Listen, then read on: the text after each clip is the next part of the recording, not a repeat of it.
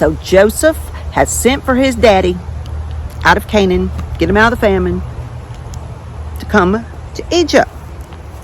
So they're on their way. Oh yes, and good morning. And Israel took his journey with all that he had and came to Beersheba and offered sacrifices to the God of his father Isaac.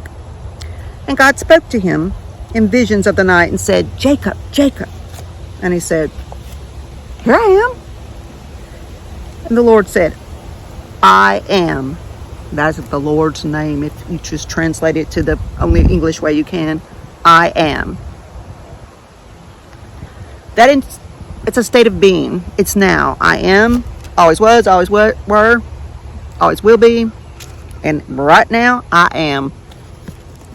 I am God, the God of your father. Do not be in awe to go down to Egypt. In other words, don't be afraid to go to Egypt. There I'm going to make a great nation of you. I am going down with you into Egypt, and I am shall also surely bring you up again. And Joseph will put his hand upon your eyes. In other words, you're going to go there, you're going to see Joseph and live, and Joseph will be there when you pass away and go to paradise. He'll be the one to put his hand on your eyes. And Jacob got up from Beersheba, and his sons took him, the whole family, in the wagons to Pharaoh. They had all their cows and everything that they had left, and they went. And then they list all the names, which I'm going to skip. And basically counting Joseph's 2 kids and one that was born on the way, a daughter, there were 70 grandkids, basically. Yep. So, and 70 is a biblical number that comes up a lot. 7, number of completion, I believe. So Jacob sent Judah ahead of him to prepare things in Goshen to get ready when they got closer. So Joseph got in his chariot and went over to Goshen to meet Israel, his father, and present himself to him. And he fell on his neck and wept a good while. And Israel said, now let me die, since I have finally seen your face, because you are yet alive. And Joseph said, I'm going to go up to Pharaoh's house and tell him my brothers and my father's family are here from Canaan. They've come to me. And these men are shepherds. Their trade has always been to feed cattle, and they brought their flocks and herds and everything they have. And when Pharaoh calls you and says, what is your occupation? You will say, your servants have been keepers of cattle from our youth, even until now, both we and also our fathers. That way you may live in the land of Goshen, for every shepherd is an abomination to the Egyptians. They don't want all the stanky cows and the cow taking care of stanky people, because if you're around them, I guess it grosses them out. Even though they'll treat them well, their culture considered it abominable to be in the same, too close to each other. Like from the last part yesterday where Joseph couldn't eat with his brothers at the same table, I guess, because Egyptians considered that nasty and an abomination. So Joseph came and told Pharaoh about they've arrived, everything, they're in Goshen. So he took some of his brothers, 5 of them actually, and brought them to Pharaoh. And Pharaoh asked, what is your occupation? As if he didn't already know, but I guess it's some formality. And they said, your servants are shepherds. Both we and also our fathers, this is all we've ever done. We come to live in the land, and your servants don't have any pasture for their flocks, since the famine is severe in Canaan. Now please let your servants stay in the land of Goshen. I guess that is a formality. So Pharaoh said to Joseph, your father and your brothers have come to you. The land of Egypt is before you. Make your father and brothers to dwell in the best of the land in Goshen. And if you know any men of ability among them, then make them masters over my cattle. He knows Joseph can take care of everything so well that if he has family that takes care of livestock, then this family will take care of his livestock because they're going to do a better job than anybody else. So Joseph brought Jacob before Pharaoh, and Jacob blessed Pharaoh. And Pharaoh said, "How old are you?" And Jacob said, "The days of the years of my pilgrimage here, my life here on earth, are 130. Few and bad have been the days of the years of my life, and I have not attained to the days of the years of the life of my fathers during their lifetimes." He's saying I haven't lived as old as my dad and grandfather.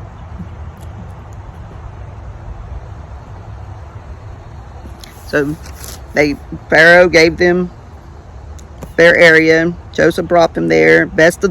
Says the best of the land in the land of Ramses, as Pharaoh had commanded. So which Ramses was this Pharaoh? Uncertain. There's more than one.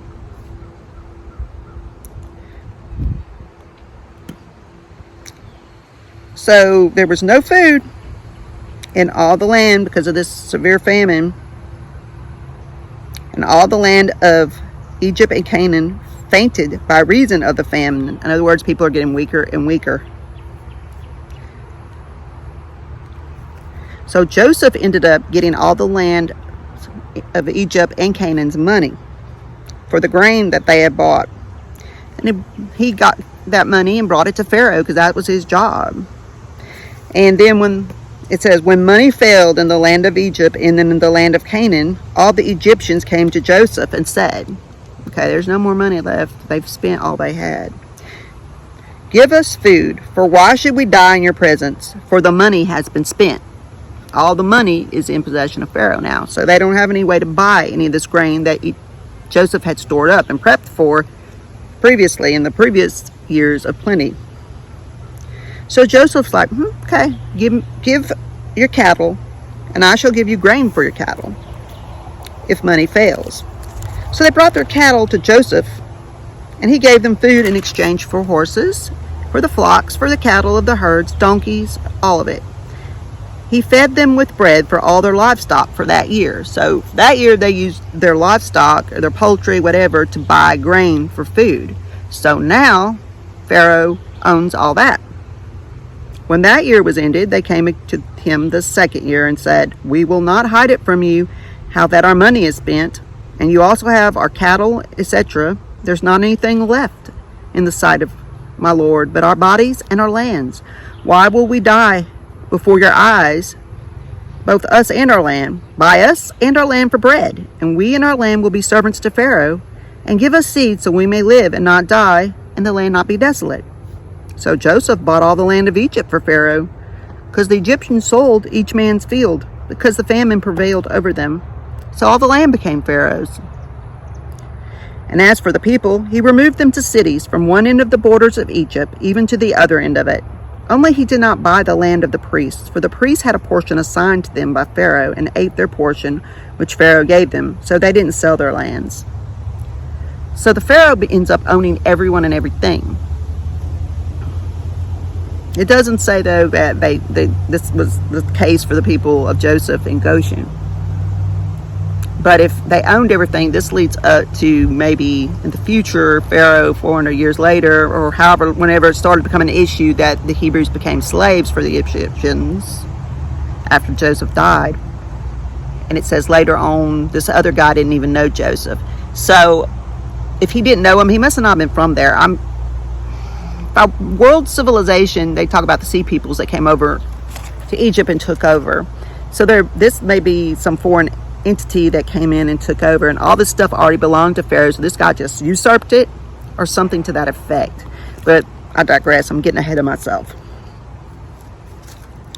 So Joseph said to the people, I've purchased you and your land for Pharaoh, so here is seed, and you'll sow the land, and it will be within the increase that you will give the 5th part to Pharaoh, and 4 parts will be your own for planting and for food for your family.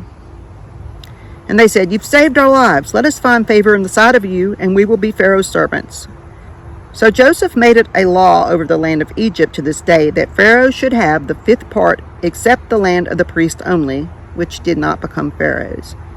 And Israel lived in the land of Egypt, in the region of Goshen, and they had obtained possessions there and grew and multiplied exceedingly. So they are thriving over there in Egypt during this time. So I'm going to wrap this. I'm going to go ahead and wrap this up. See, Jacob lives another 17 years there, so he lives a little while. So at 147 years old, he was going to pass away, and he knew he was dying. And he called his son Joseph and said, "If I have now found favor in your sight, put, I pray you, your hand under my thigh and deal kindly and truly with me. Don't bury me in Egypt, please. But I want to lie with my fathers, and you will carry me out of Egypt and bury me in their burying place." And he said, "I shall do as you've said." And Jacob's like, "Swear to me." So he swore to him, and Israel bowed himself upon the bed's head. And it was after these things that someone told Joseph, "Your father is sick." And he took with him his 2 sons, Manasseh and Ephraim, and somebody told Jacob, "Hey, Joseph's on his way. He's coming to you." And Israel strengthened himself and sat up on the bed. And Jacob said to Joseph, "God Almighty appeared to me at Luz in the land of Canaan and blessed me and said to me, I shall make you fruitful and multiply you and make of you a congregation of people and give you the land to your seed after you for an everlasting possession. And now your 2 sons, Ephraim and Manasseh, who were born to you in the land of Egypt before I got here, are mine like Reuben and Simeon. They will be mine, and your children which your father after them will be yours, and will be called after the name of their brothers in their inheritance. And as for me, when I came from Padan, Rachel died beside me in the land of Canaan on the way, when yet there was but a little way to come to Ephrat, and I buried her there on the road of Ephrat, the same is Bethlehem." And Israel beheld Joseph's sons and said, "Who are these?" And Joseph said to his father, "These are my sons, whom God has given me in this place." And he said, "Bring them to me now, and I shall bless them." Now the eyes of Israel were dim with age, so he could not see. And he brought them near to him, and he kissed them and hugged them. And Israel said, "I had not thought to see your face, and lo, God has shown me your seed." And Joseph brought them out from between his knees, and he bowed himself with his face to the earth. And Joseph took both of them, Ephraim in his right hand towards Israel's left hand, and Manasseh in his left hand towards Israel's right hand, like bless them.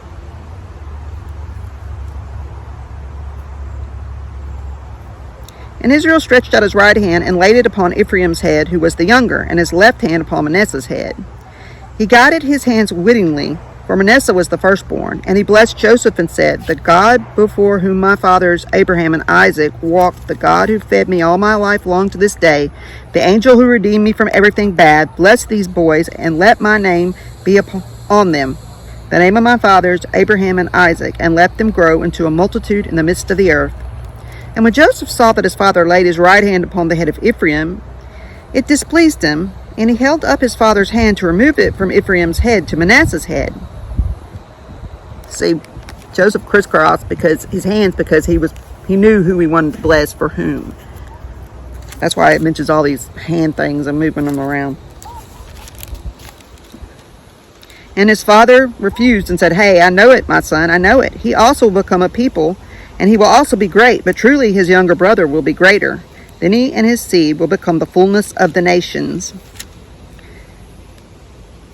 So Ephraim got the major blessing that the older one should have had. And he told them, "I'm going to be gathered to my people. Bury me with my fathers in the cave that is in the field of Ephron the Hittite, in the cave that is in the field of Machpelah, which is before Mamre, in the land of Canaan, that Abraham bought as a possession for a burying place. There they had buried Abraham and Sarah. They buried Isaac and Rebekah, and there I buried Leah. The purchase of the field and of the cave that is there was from the children of Heth. And when Jacob had made an end of commanding his sons, he gathered up his feet into the bed and expired, and was gathered to his people." So Joseph fell upon his father's face and wept over him and kissed kissed him, and he told his servants, the physicians, to embalm his father. And 40 days were fulfilled for him, as are those that are embalmed. So they basically, what do Egyptians do? They mummy people, bake them into mummies. They embalm them and wrap them.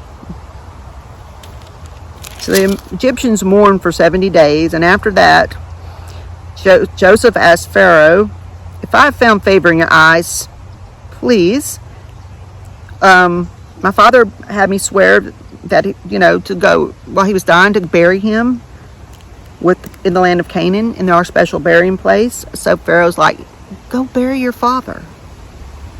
So Joseph went, and all the servants of Pharaoh, and the elders of his house, and all the elders of the land of Egypt, the whole house of Joseph and his brothers also. They left only the little kids and their flocks and herds in Goshen, and both chariots and horsemen went up. A very great company, a whole lot of people, they went to bury Joseph.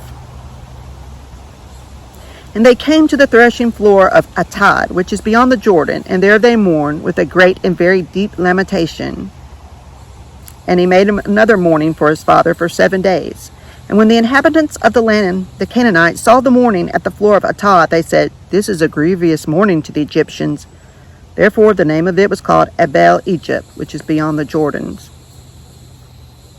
So his sons buried him in the cave of the field of Machpelah, where Abraham and Sarah and Isaac and Rebekah and Leah were buried. And then after that, he went back to Egypt. Dang ants. Right.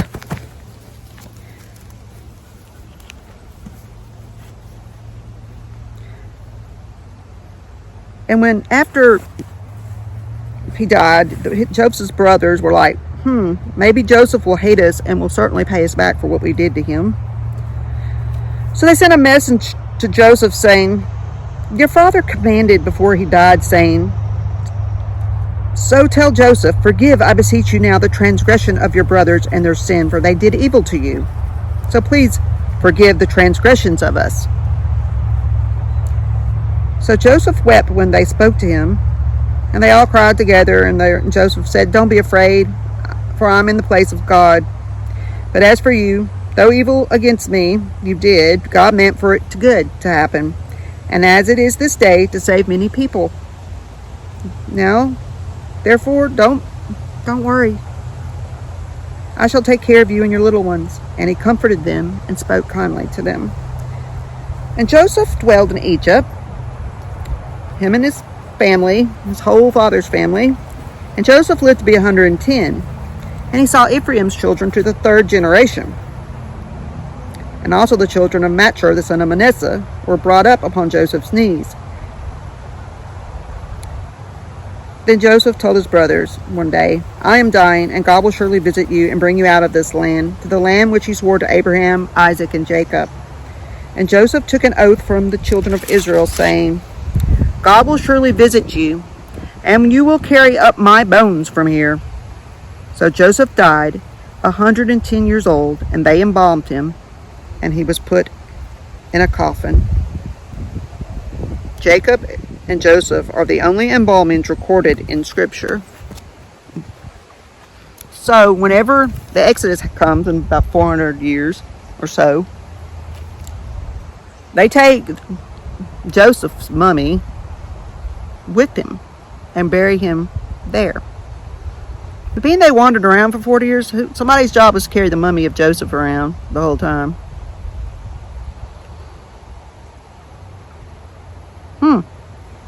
That concludes Genesis.